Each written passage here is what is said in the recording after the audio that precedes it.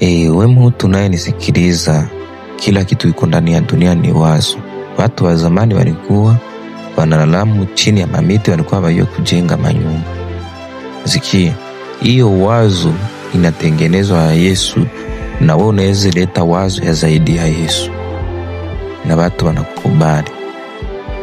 Sisi tunawaletea wazo zaidi ya mawazo, ubadilisho ya dunia ya zaidi ya Yesu.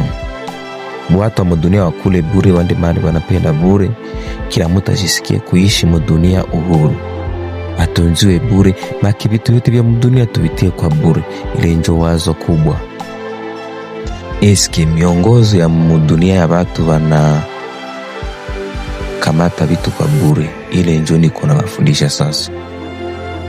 Unaona, leta pale haziko, uongozi yote imeanguka, kila kitu kimeanguka. Manake ni kusema ugomvi mmoto haitakuwa. Tawanisha gisi dunia itakuwa vizuri kuhusu sisi watu tukikubali, tukielewana.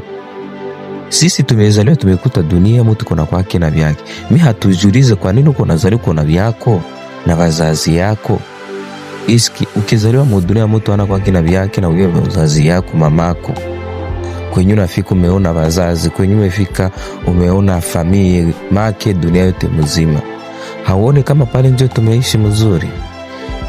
Nisikilize, tujenge dunia iwe vizuri kwa watu yote.